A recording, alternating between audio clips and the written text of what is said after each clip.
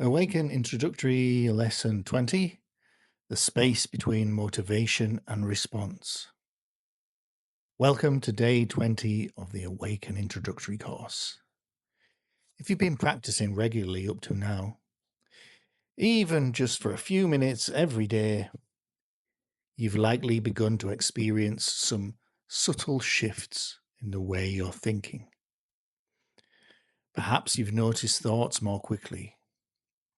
Maybe you felt a little less reactive in a familiar situation, or you've caught yourself in a moment of anger or stress, and instead of spiraling, you simply noticed. That moment of noticing is everything. That is the beginning of your superpower. It's very exciting. Today, we're going to explore one of the most empowering effects of mindfulness, the ability to create space between stimulus, which is motivation, and response. There's a famous quote often attributed to Viktor Frankl, who was stuck in the Auschwitz concentration camp during World War II.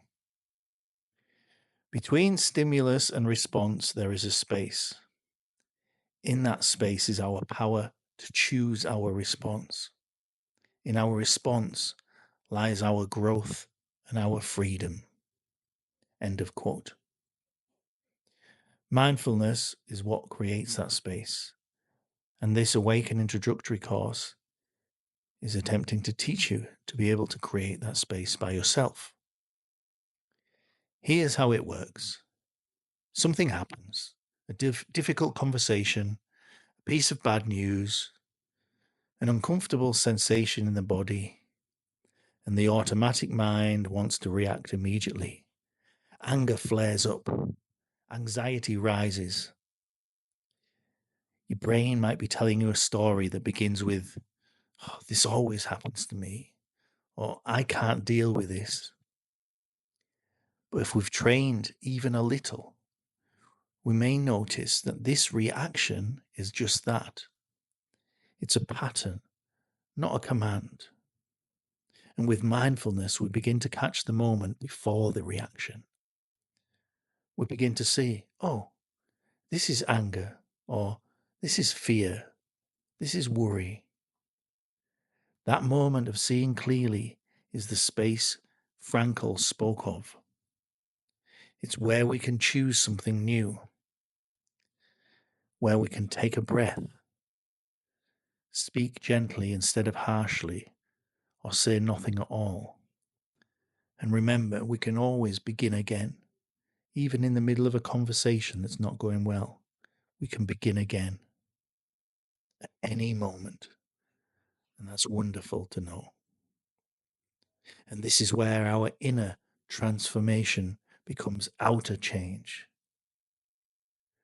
And people will begin to notice. They might not say it, but they'll begin to notice how they interact with you becomes a better experience. And how you react with the world becomes a better way of experiencing it. But this space doesn't grow accidentally. It grows with practice, with repetition, with presence. You might think, well, I've done 20 days. I'm starting to get the hang of it. I'm starting to understand. And that's totally true. But this path deepens far beyond the surface. The ability to respond with clarity, calm, and compassion, even in the most difficult moments, is not a trick of the mind. It's a way of being.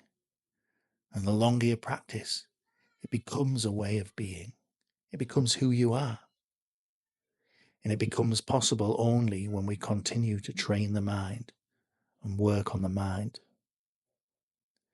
Today's meditation will help you feel that space by bringing your attention gently and repeatedly to the present moment. And I'll see you there in the next meditation.